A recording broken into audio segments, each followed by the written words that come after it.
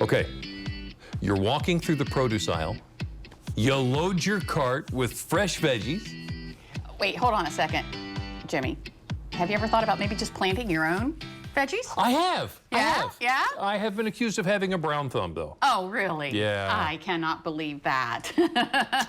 Just don't know what to do now. Yeah. What do you think? Well, I think you should probably consult with our gardening expert, Ginny Rosenkranz with the University of Maryland Extension Office, and she joins us this afternoon. And Ginny, you're going to plant some good ideas for us, right? Of course. Good ideas are always very, very easy to plant.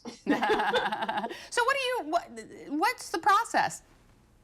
Well, it's really lots of fun when you think about it. You start out with just some regular soil, and you add water, and then you put them in a container, and you put some seeds in and add some more water, and they should grow for you, right? Right. Should. Emphasis on should, okay? Yes. Well, first of all, the potting soil you should use should be one for seeds. And it's very, very fine, very lightweight. You can see I'm just sort of motioning through. This right here in the smaller container is heavier, lumpier. And this is what you'd use for transplants because it's not as fine and delicate, but it can go into a larger container and have more air holes. When you're starting seedlings, you want something very fine because you're using a teeny tiny container. So I've used these little containers right here. They have a drain hole. They're clay so that they hold moisture, but then they leak moisture. If you don't have any, you can go ahead and make them out of just newspaper. It's really easy. You just grab some newspaper and you get this little cool deal and you wrap it around just like this. Zoom. If I can do it right.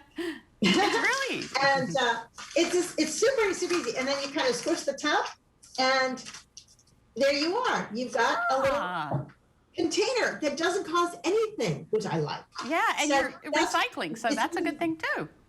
Yeah. So what you need to do, of course, is you need to add enough water into the soil to make sure that when you mix it, it holds the water, and you can make a ball out of it without having the water falling apart. And then you go ahead and fill up whatever container you want. I'll go ahead and use the one I just made. Mm-hmm. There we go. Fill it up. Plop, plop, plop, plop, plop. There we go. And then all I need to do at that point is just add some seeds, which is fairly easy to do. One thing that you should know also is some seeds you should never plant in containers. You need to plant them directly outdoors. So things like nasturtiums never transplant well, but things like vegetables always do. I want to show you, here's an example of a whole bunch of seeds that have been planted very, very thickly. It's almost like a little forest. Oh, wow. And here's what they look like when they've been transplanted. So you have only a few in there so that they can grow, and then you can plant them out in the garden. So when you're first putting seeds out, it's really easy to go, oh, I'll just sprinkle them through, and it won't be too many.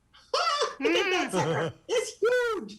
So this is what you want to do afterwards. And, it doesn't take much. Once they start to come up, you go ahead and say, wow, okay, I would say the seed covers a cotyledon. So when the cotyledon pops out of the seed coat, then the first true leaves pop up. Once the second set of true leaves are up, that's when you can transplant the seedlings into a larger container. And then you're going to be working with some really cool vegetable ones. Let me grab this real quick. So here is a vegetable seedling, and this is perfect because it has the cotyledons right here. And you might not be able to see that quite clearly, but the cotyledons will turn brown very, very quickly because the cotyledons are, like I said, that's part of the seed.